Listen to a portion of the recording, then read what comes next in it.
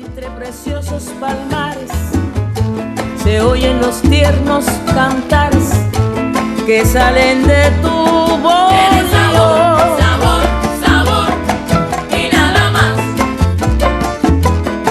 Tienes sabor, sabor, sabor y nada más. Cuando en La Habana me oyeron lo dulce que yo cantaba, cantores se aproximaban hasta que cantar me vieron. Uno a otro se dijeron: esta nena no es de aquí.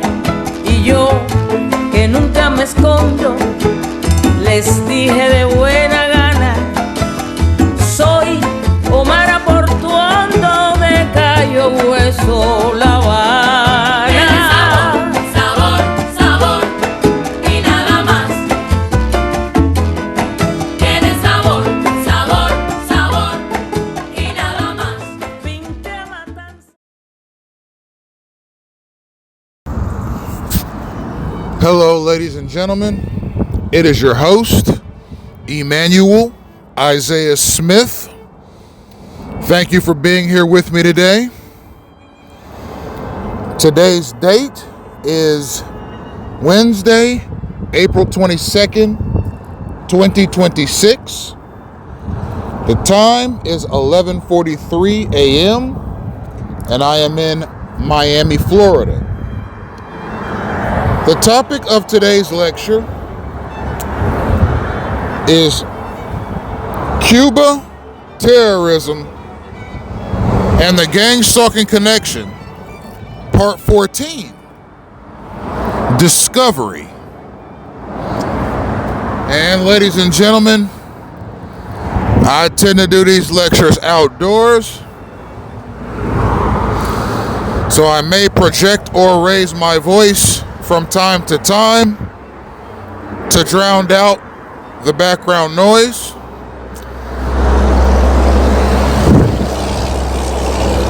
Please adjust your volume accordingly.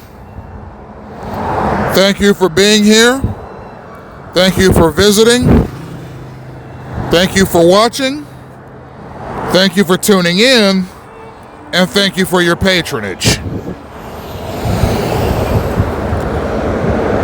Ladies and gentlemen, there are many pressing matters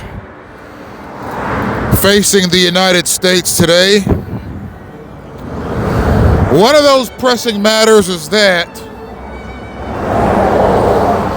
of narco-terrorism in Cuba.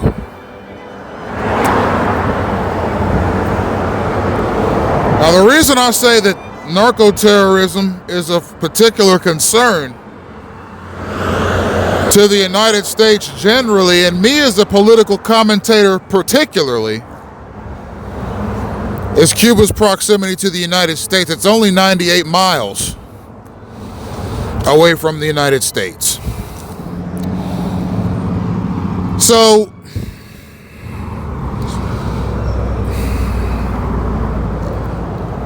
ultimately, ladies and gentlemen,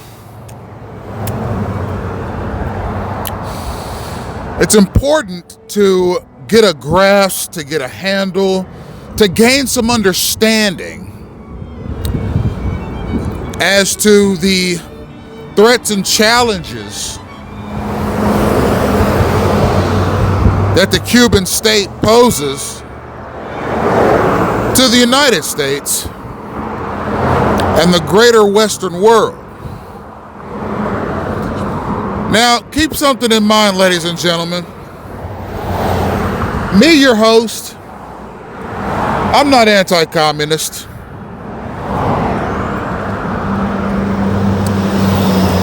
I'm not anti-capitalist. I think Cuba, in and of itself, geographically,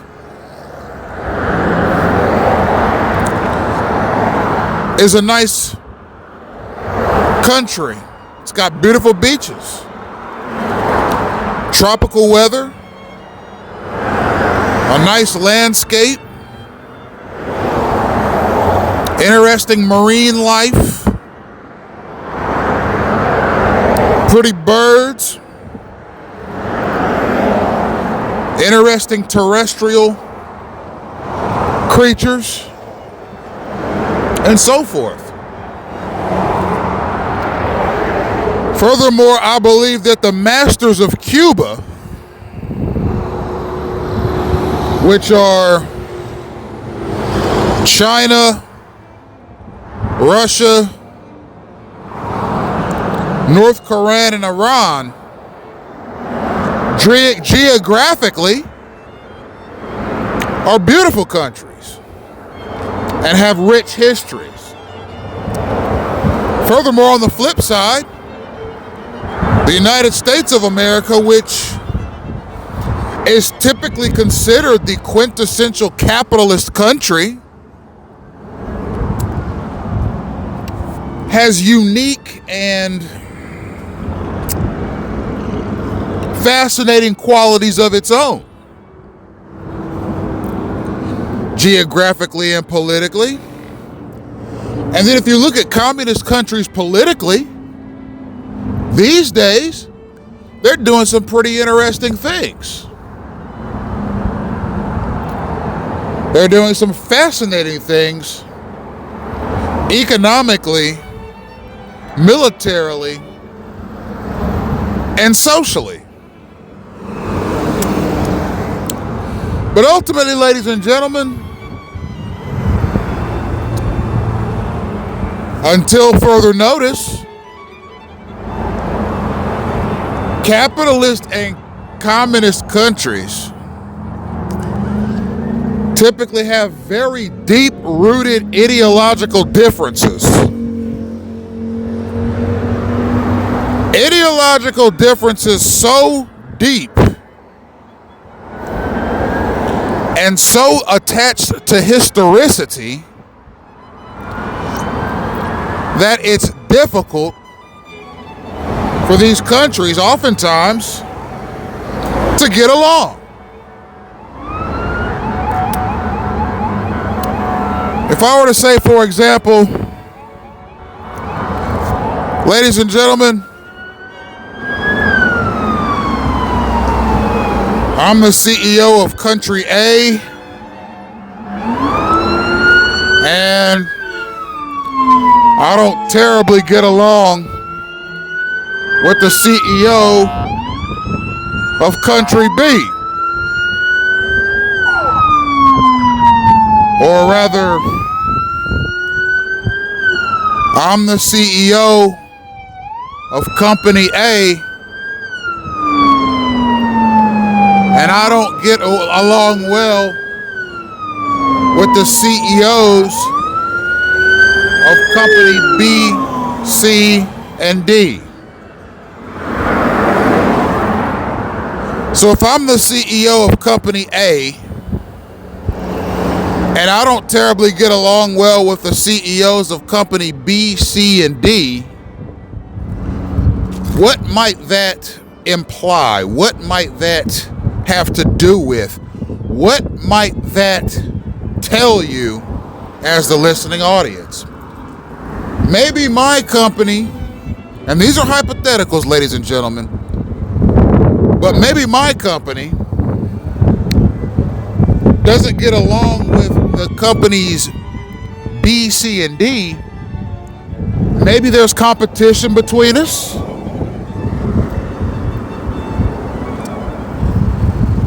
Maybe there is animosity between us.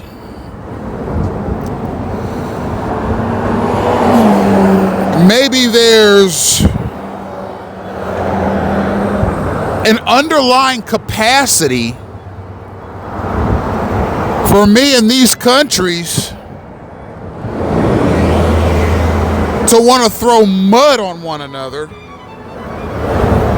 publicly so as to gain the competitive advantage. Maybe my company and companies B, C, and D all have a history of malfeasance against one another.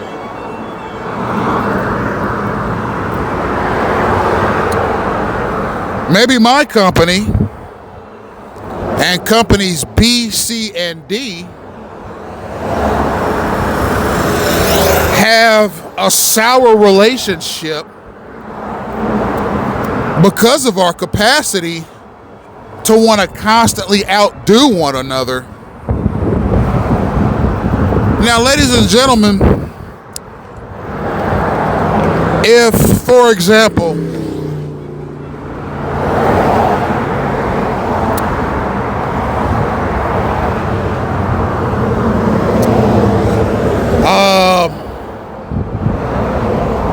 let's say I were hiring at the corporate level at my company, and let's say somebody from company B, C, or D wanted to apply for the job.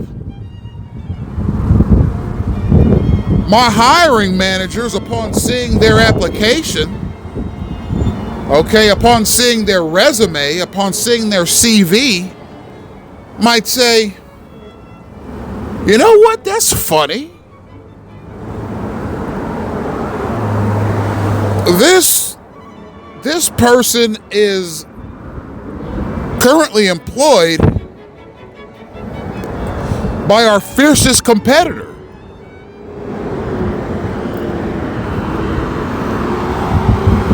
Why do they want to join our company?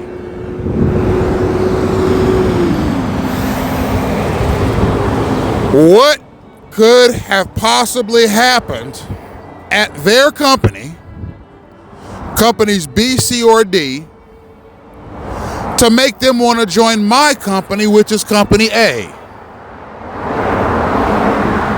Maybe you'll interview them, not because you want to hire them, but just because you want to see the kind of person they are. Hiring managers do that. They'll see an interesting resume come up, and it's got interesting credentials, and they think to themselves, out of mischief, you know what? I have no intention whatsoever of hiring this person for this job upon seeing their resume. But you know what? I'm curious as to what kind of person this is. So I'm going to bring them in for an interview just to get them in front of me, just so I could see what they look like and how they talk.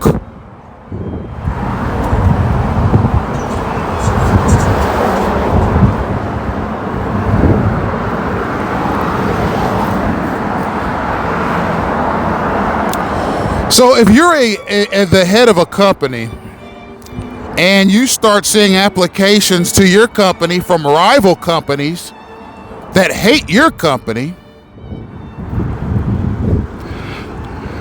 any reasonable person would become suspicious. Why are people from my rivals trying to apply to my company? Maybe they're spies for my rivals, and they want to join my company just to see how it's run. So you may reject such applications and hire neutral applicants for these jobs that you have available. I'll look at the immigration situation similarly, ladies and gentlemen. In the 1960s, you had the Cuban Missile Crisis. The Cuban Missile Crisis was escalated when the Soviet Union wanted to use Cuba as a launch pad for missiles. The United States got very anxious about that because Cuba is very close to the U.S. in proximity. World War II had only concluded 20 years prior. And the Soviets were, at that point in history, in American history, a boogeyman country. Americans didn't know a lot about Russia. There wasn't a ton of information out there about Russia aside from propaganda. So it was a very anxious time between the U.S. and communist countries. Furthermore, there was a constant fear of Soviet spies operating here in the United States.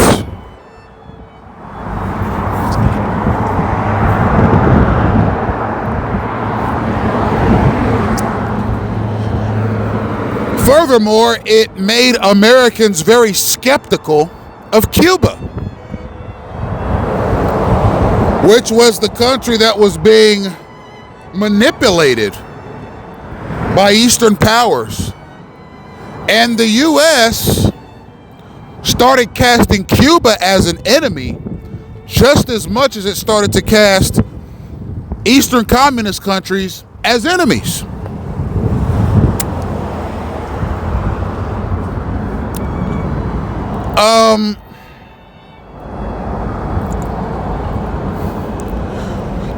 Now, ladies and gentlemen, it doesn't take well-resourced, well-managed, powerful, and wealthy countries like Russia, China, North Korea, and Vietnam to persuade Cuba to do their bidding.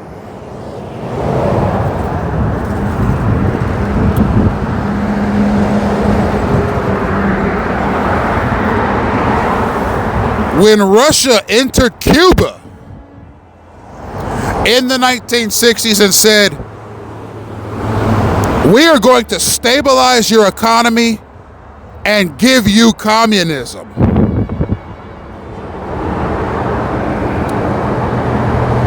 the leadership of Cuba, having accepted that offer, made itself subordinate and subjected to the communist lands of the East.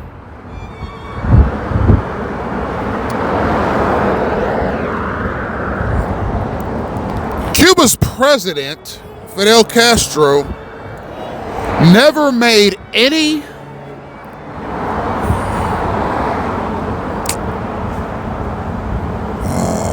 attempt to hide the fact that he was anti-American. Fidel Castro was anti-American his entire political career. And the reason he was anti-American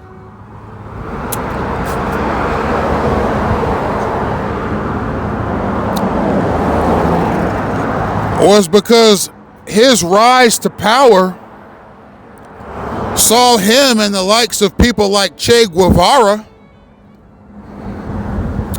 raise up militant groups to fight against the regimes of people like Bautista, who was backed by the American CIA. Fidel Castro saw the CIA and the United States as imperialist meddlers to his country. And when Fidel Castro began to see how powerful a revenue generator cocaine was, and how powerfully addicted people could get to cocaine, Fidel Castro looked over at America and said, "For meddling in my country, my great enemy America, I, Fidel Castro, the president of Cuba, am going to use every resource I have from here to the end of time to turn the United States into a cocaine wonderland. And I want to get as many people hooked on cocaine as possible in the United States as a political weapon and as a revenue generator for Cuba and my friends. Now, keep in mind, ladies and gentlemen, Russia, China, North Korea were the masters of Cuba in this time. And when Cuba went to them with the idea, they approved it. Because they didn't want America to succeed, because America was their mortal enemy in those days.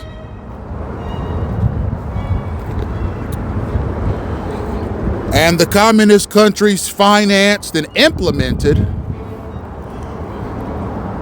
a structured product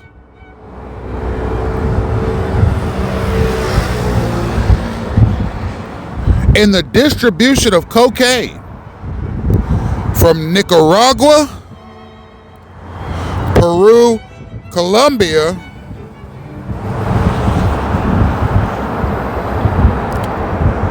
and other South American countries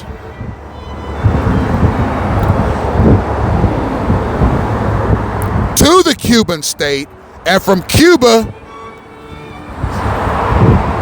to Florida, Texas, and California.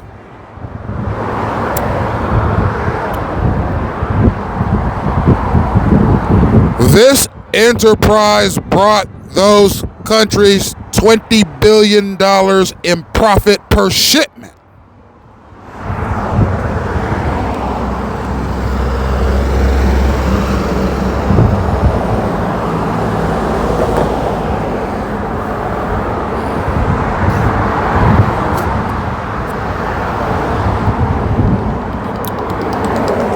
And the influx of cocaine devastated the United States socially. The rise in addiction, the rise in crime, and the communist countries were happy because that's their enemy. Cuba was happy because it said the United States has meddled in Cuban affairs for the last time. We will never again allow the American CIA to come into Cuba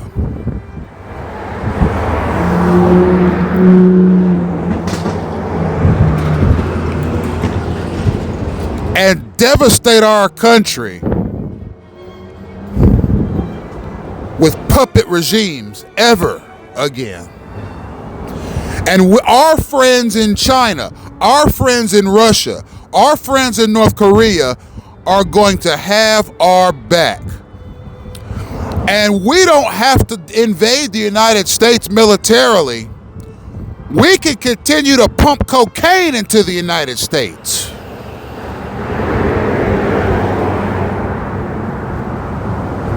And that will be our weapon against those people.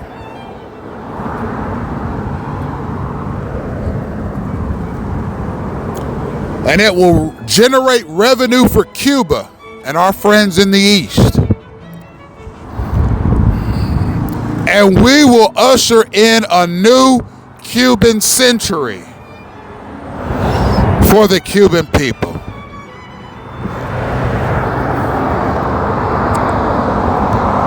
And everything I'm saying, ladies and gentlemen,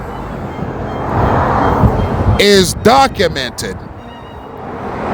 And it has been documented in Senate hearings and congressional hearings and in CIA documents that Fidel Castro took great pleasure, particularly in the 1980s, seeing all those Americans getting hooked on his dope as he brought in billions and billions in cash from the trade.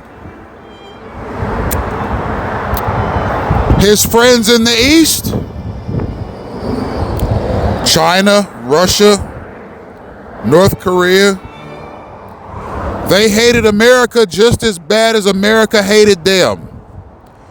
Their political ideologies were as different as night and day. And these countries that were friends of Cuba said, well done. We now have a leg up on the United States, our mortal enemy, because of all of the dramatic catastrophes that they have caused to the Cuban people while the CIA was in control of the Cuban government. And we've gotten our payback, and we will continue to pump dope and every kind of cocaine and heroin you can think of into the United States, and we're going to reap profits from it. And see how many American people we can get addicted to cocaine.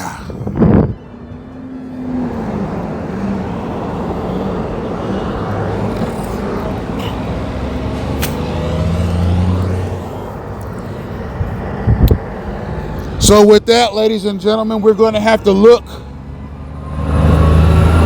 at documents that illustrate the highly complex, highly volatile, and highly political atmosphere that is present in the Cuban state today and was present in the Cuban state, particularly in the 1980s, when its narcotics profits were vast.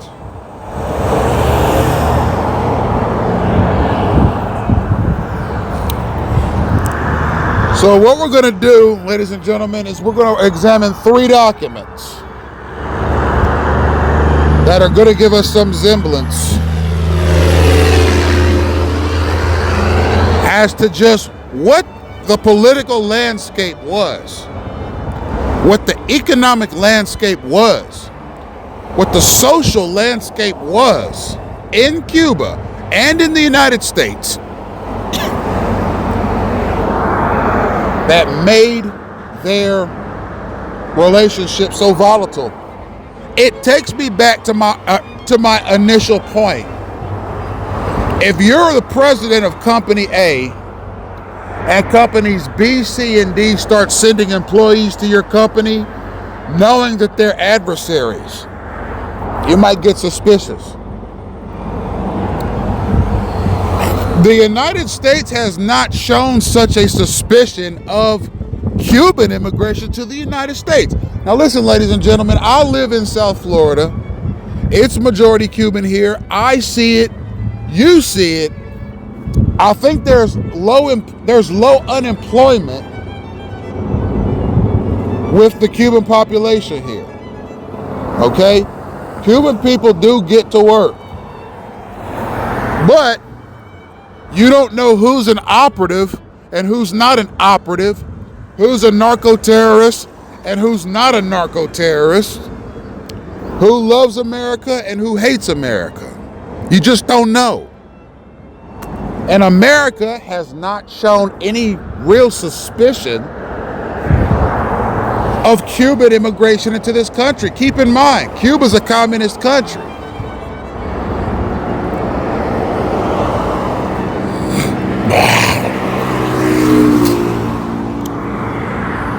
Would Vietnam, would North Korea, would Russia, would China accept influxes of undocumented Americans into their country?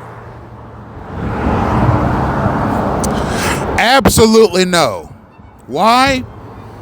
Because those countries don't typically trust the U.S. to the degree that the U.S. trusts them with respect to immigration. China, Russia, North Korea, Vietnam, they all have stringent entry requirements for citizens wanting to enter their country as new permanent residents. The United States, on the other hand, has no requirements. As a matter of fact, you don't even need a social security number to become a resident of the United States. You don't need any, there are no qualifications, just come right on in. All right, we'll give you a driver's license. We'll give you work permits. We'll give you taxpayer-funded housing. We'll give you taxpayer-funded SNAP benefits. We'll give you everything taxpayer. Just come right on in. You don't even need a social security number. We could generate one of those on a machine we got. We got computers that'll generate you a social security number. You don't need a social security number to come here. Matter of fact, not only do you not need a social, but if you want to come to America,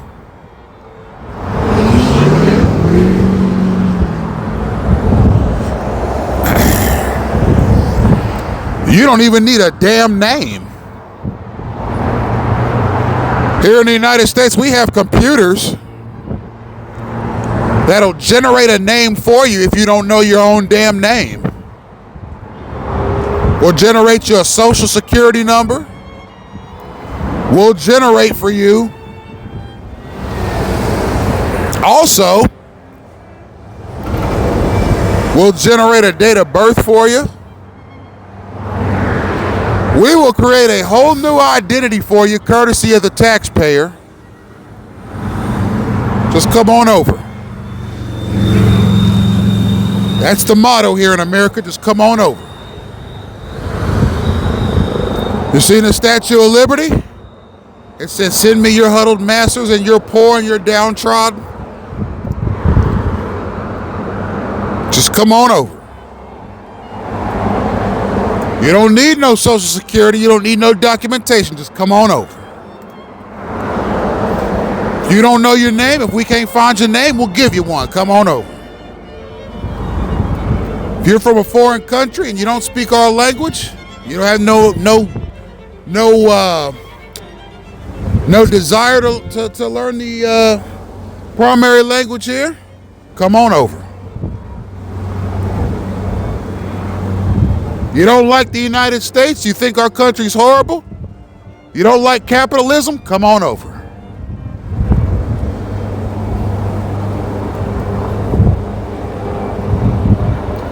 You want to see the worst happen to the United States and its people? Come on over. You're bitter about past conflicts that the United States has had with your country over political matters? Come on over.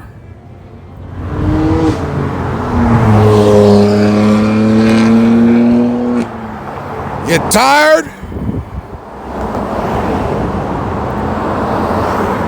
of your country? You want a better life for you and your family? Come on over.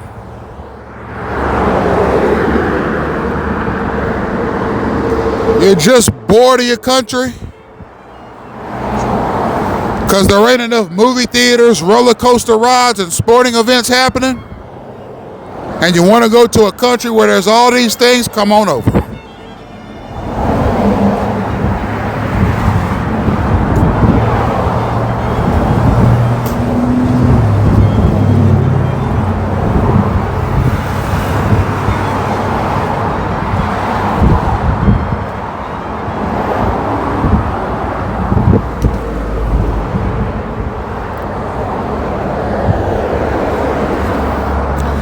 You don't care about American people. You don't care about our laws. You don't like our Constitution. You don't like our Bill of Rights. Come on over.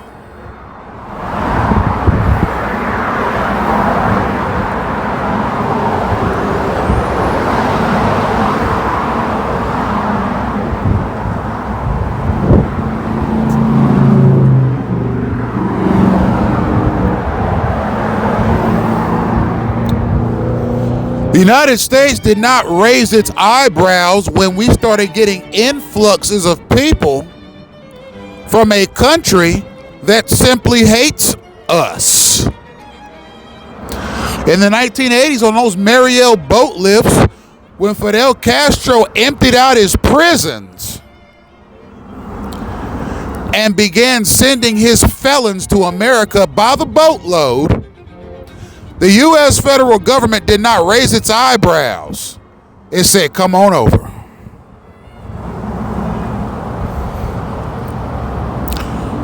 When machine gun deaths went up by 70% in the United States because of narco-terrorist activity in South Miami, the U.S. didn't scratch its head and said, maybe we ought to not accept Cuba's felons over here. Maybe we should start sending them back. Come on over.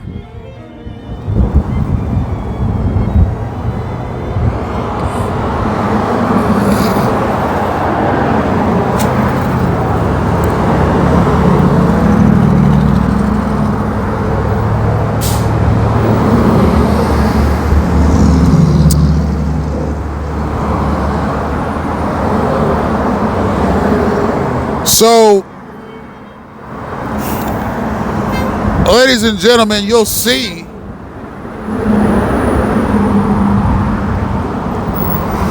where there's a bit of a conflict, or what you might refer to as a constitutional conflict, that the United States was not ready to get much of a handle on.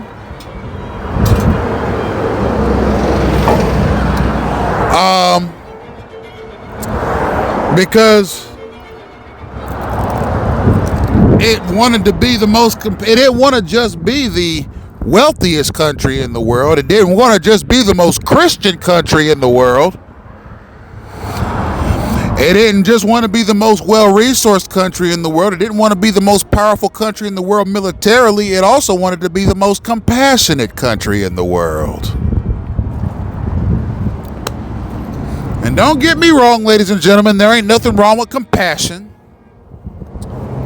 I'm a kind, caring, loving, and compassionate man myself. But in the grand scheme of things, you got to be politically aware. Would North Korea, Iran, China, Russia raise their eyebrows if the U.S. dumped out its prisons of all its felons and said, all right, all of yous are going to Cuba. We don't want you in this country no more. You have disgraced our people. And not only have you done that, but we are looking to the future. We want a new American century, and we are going to usher in that new American century with no felons. So we're going to dump out all our prisons. We're going to empty out our prisons of all the felons, and we're going to send them to Cuba. We're going to send them to China. We're going to send them to Iran. We're going to send them to Saudi Arabia. We're going to send them to Venezuela. We're going to send them to North Korea, and we're going to send them on boats. What would those countries do when a boatload of American felons showed up at their shores? They'd probably either turn them back and ensure they go back, or they'd incarcerate them and deport them themselves. Not the United States. When Castro did that in the 80s, the U.S. said, come on over. So what we have today is we have a situation where various persons across the demographic spectrum have gotten so comfortable being here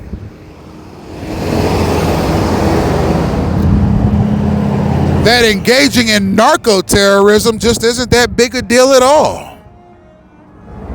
Why? Because the United States is compassionate and loving. The United States is kind and caring. And we are going to allow Fidel Castro to empty out his prisons of all the felons and send them here. We don't care what their political ideology is. So ladies and gentlemen, with that, what we're going to do is we're going to look at some documents here, and I'm going to shed some light into the present situation of the United States of America concerning the Cuban state. Ladies and gentlemen, this first article I have is an article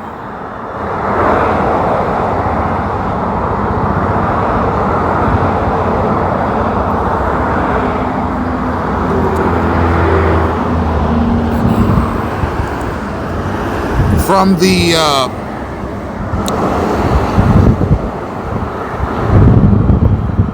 Daily Mail. What it says is that, and I'm gonna give you a rundown. It's basically saying this. Now, this article is about 3 months old. This article, and what it's saying is that Trump has grown increasingly suspicious of Spanish-speaking countries since the situation that happened with Maduro. All right. Nicolas Maduro was a Venezuelan narcotics kingpin who used taxpayer resources of Nicaragua to fund cocaine plantations or coca leaf plantations, the processing of cocaine and the shipping of cocaine to the U.S. and Europe as a revenue generator for Venezuela, but also as a personal business venture. And yes, just like in the 60s, 70s, and 80s, narco-terrorists were hired to protect these shipments, to protect these enterprises, and to actually sell the product in various parts of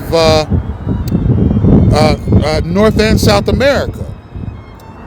So this person was eventually taken down by the U.S. Armed Forces, and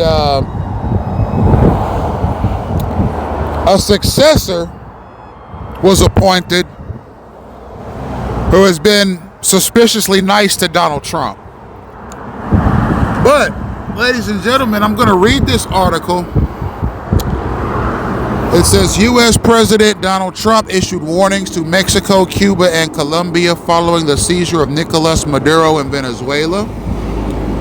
Trump said that the United States could deploy boots on the ground over what he described as narco-terrorism and drug influence in the region. He labeled Cuba as a failing nation, claiming that the U.S. wants to help the Cuban people. He also alleged that Mexico's president is afraid of drug cartels and lacks control over the country, while accusing Colombia of operating 3 cocaine factories and sending drugs to the U.S. These remarks triggered criticism in the United States Congress, where several lawmakers questioned the lack of approval for the operation.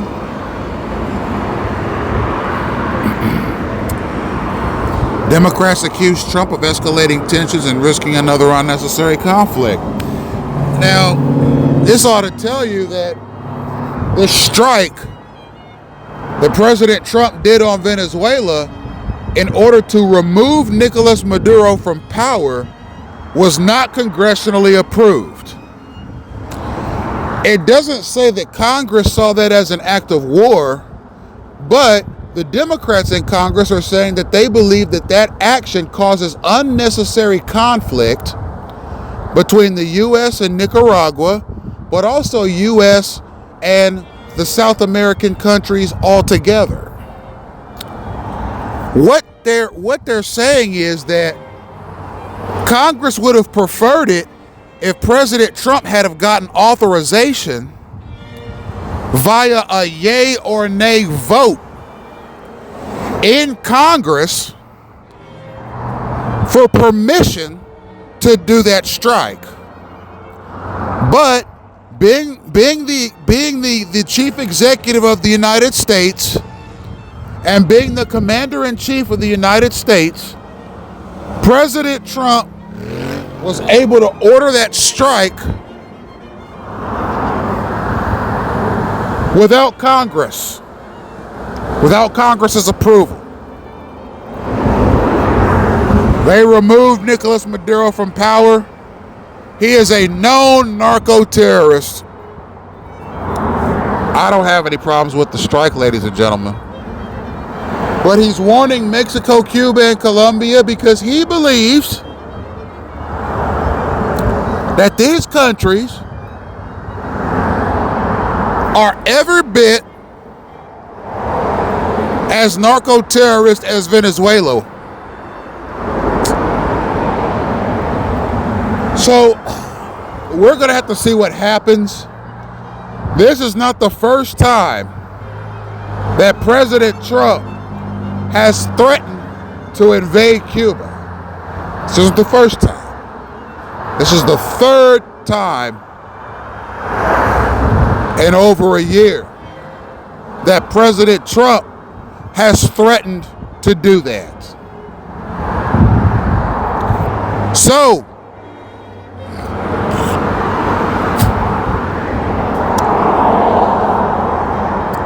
I, your host, Emmanuel Isaiah Smith, will continue to keep you updated on these matters, as it is my duty to do so as an editor-in-chief and as the chief executive officer of EIS Media Group and Bible Discourses, LLC. Ladies and gentlemen, we're going to move on to the next article. This article is on the congressional record. It is a congressional hearing that took place on Wednesday, April the 12th, 1989. And this document, I'm going to read the whole thing. And we're going to do an analysis after about 5 or so paragraphs of what we just read. And we're going to get some insight as to just what it is about Cuba that had so many congressional representatives anxious. Ladies and gentlemen, anxious.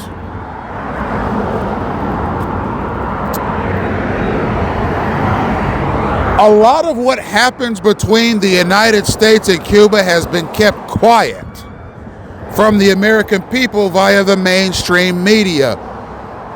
If you want this information, you have to go out and you have to find it yourself.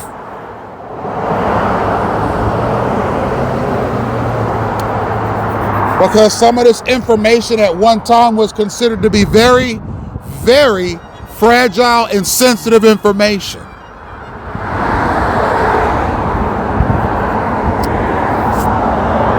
So the title of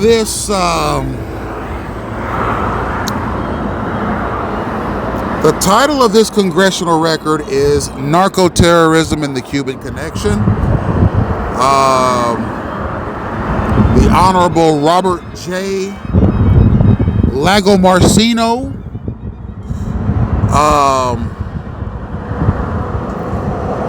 is the speaker here.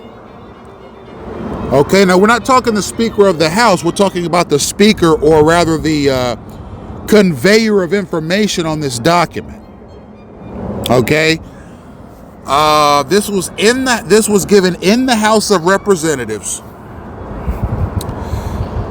and this is Mr. Legarsino speaking. He's saying, Mr. Speaker, this is his address to the House of Representatives now. He's saying, Mr. Speaker, I would like to bring to the attention of my colleagues a booklet published by the Cuban American National Federation entitled Narco-Terrorism and the Cuban Connection, written by Rachel Ehrenfield. This booklet contains an analysis of the network of drug trafficking that it alleges is centered in Cuba. This essay is particularly relevant now since General Secretary Gorbachev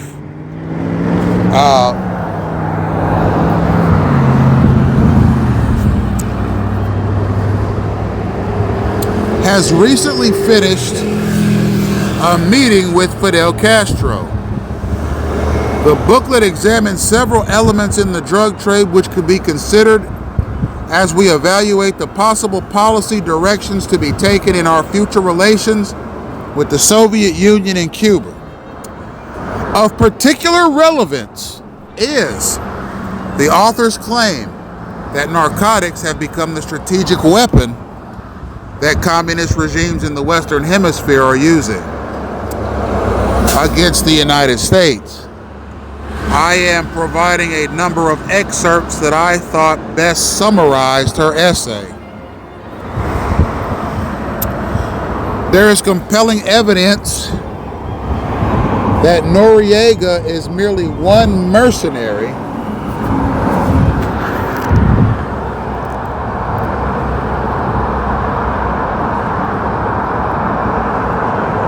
within a network which in the Western Hemisphere at least has to maintain a command center in Havana.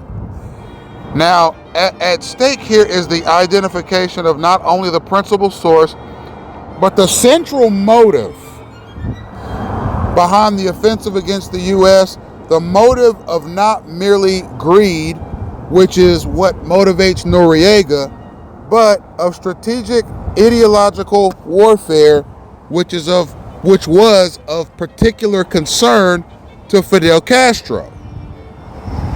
Okay?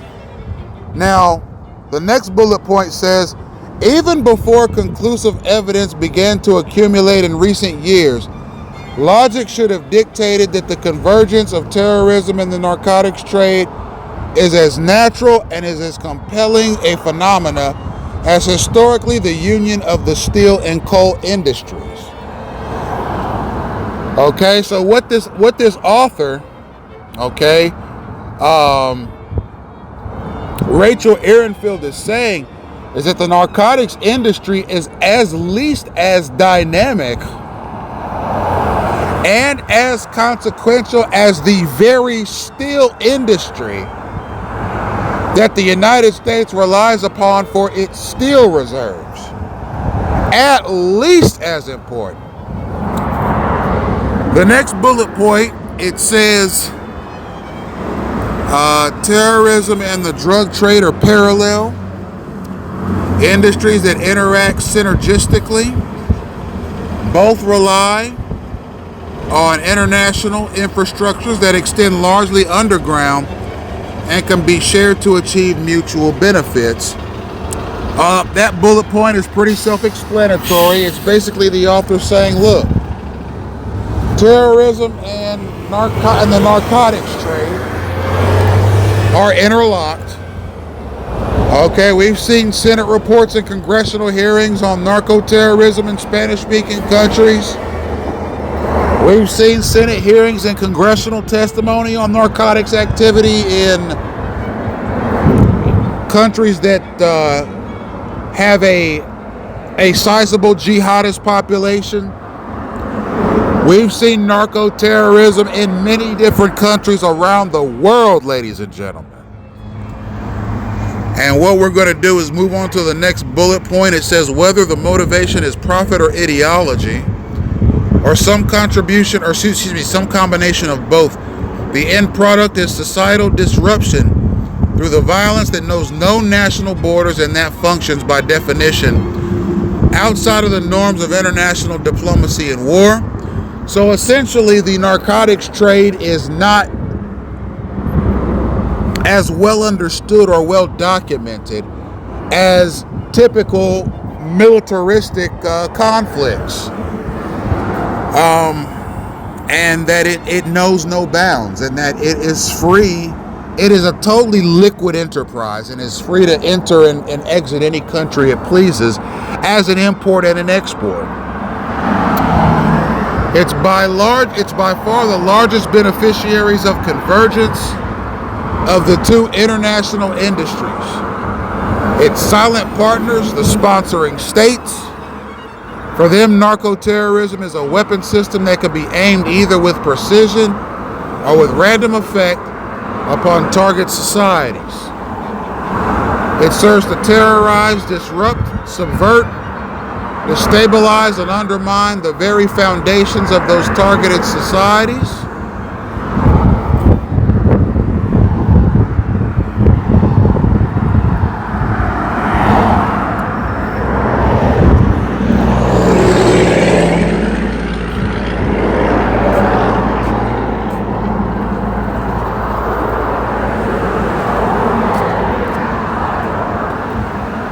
The most recent evidence of Cuba's involvement in drug trafficking came in 3 indictments handed down between October of 1987 and March of 1988 by the aforementioned grand jury in Miami. All 3 indictments involved the connections between drug rings and Cuban officials and the routine use of Cuban ports for transshipment of Colombian cocaine destined for the United States. In one case, the prosecutor played a tape recording of a defendant stating that the money went into Fidel Castro's drawer. The indictments implicated Noriega in drug trafficking with the Medellin cartel in Colombia, Fidel Castro in Cuba, and Daniel Ortega in Noriega. So what's it saying here is that Cuba is allowing its ports to be used as basically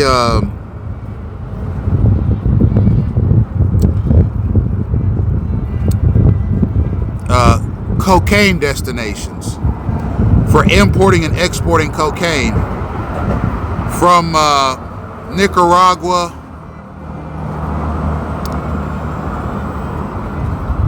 Colombia, and Cuba. So Cuba was allowing its national ports, okay, its national seaports, to be used as cocaine destinations for importing and exporting cocaine. Ladies and gentlemen,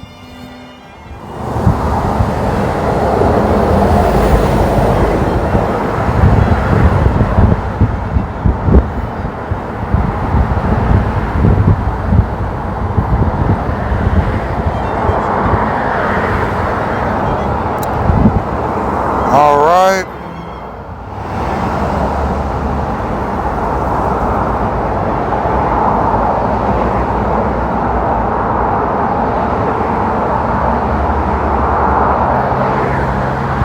So what I'm going to do is I'm going to read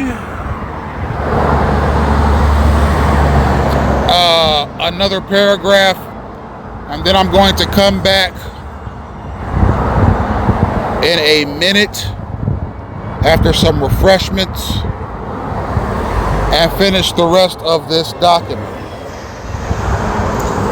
before moving on to the next one. So there is abundant evidence that the Castro regime lost little time after the consolidation of the Sandinista regime in Managua to harness its Nicaraguan allies to narcotics operations.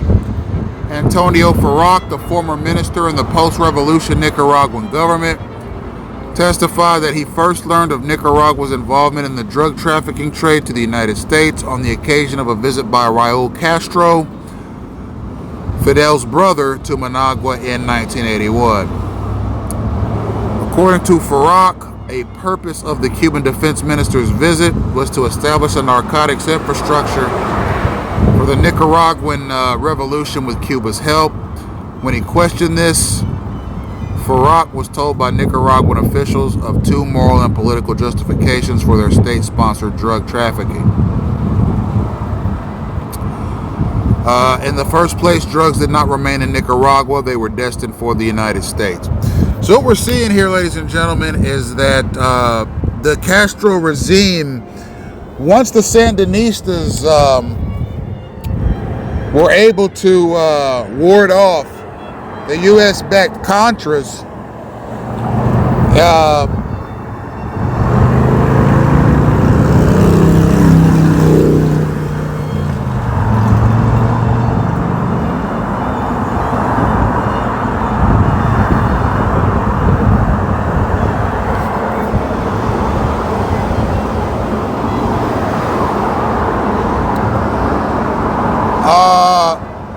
essentially, ladies and gentlemen, Fidel Castro wasted no time in aligning itself with the Nicaraguan government.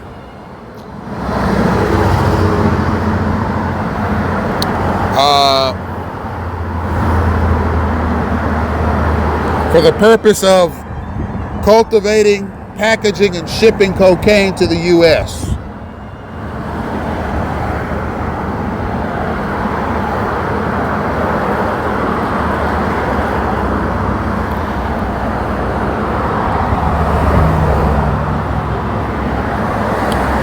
All right, I'm going to leave it there right now, ladies and gentlemen. I will be back shortly. Thank you.